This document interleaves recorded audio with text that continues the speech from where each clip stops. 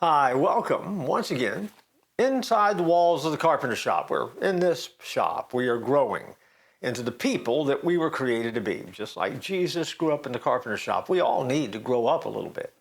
And so together we're thinking about some things that will draw us closer to Him as we move through each day of our lives. Psalm chapter 6, verse 3 has this verse: "My soul also is greatly troubled, but you, O Lord, how long?" Interesting verse. If you read it in various translations, it does help unpack it just a bit. But let me unpack it for you by simply sharing that in pre-modern days, waiting was normal. Think about life in a different era. It would take months for mail and shipments to be carried from long distances, usually by ship or by train. It would take weeks to travel long distances, either by horse or carriage. It could take days, weeks, and months to wait on news about an outcome of a serious disease or an event that might have happened in the life of a loved one living across the country.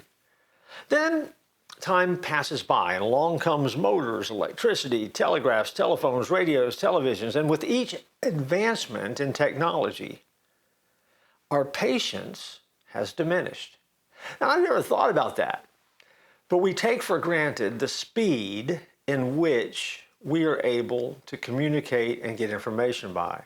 If you're old enough and you're watching this online, you remember back in the days of something called dial-up modems.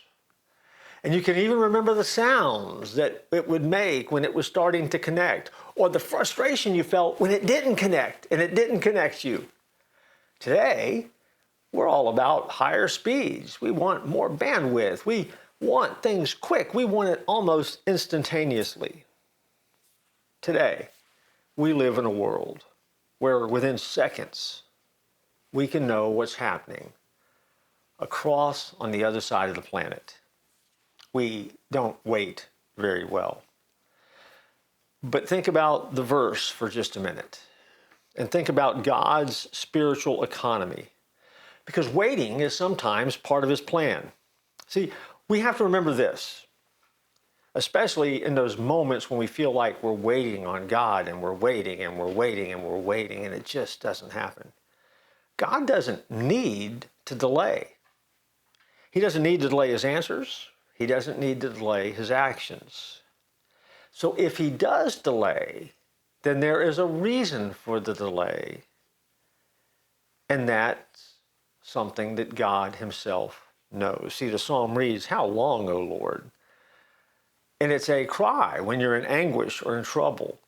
Yet, in balanced amounts comes this exhortation over and over again in the same psalms: wait on the Lord. Wait on the Lord, wait on the Lord. See, even back in an era where waiting was the norm, sometimes God's followers grew impatient and they got tired of waiting on God so much that they were crying out, "God, how long do we have to wait?"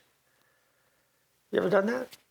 You ever cried out to God and just wondered, how long, God, do we have to wait? And gently from heaven, in your spirit, the Holy Spirit moves and simply says, wait on the Lord. If you're becoming impatient today and you're going through a trial, you have to remember this: you're not alone, and that's important. God is with you, and here's the second thing you need to remember: His timing is always perfect. And so while you're waiting, don't waste the wait. Instead, use it to draw a deeper connection to Him, lean into Him more, trust Him deeper, and you will discover that in the midst of the waiting, you will do some of your greatest growth.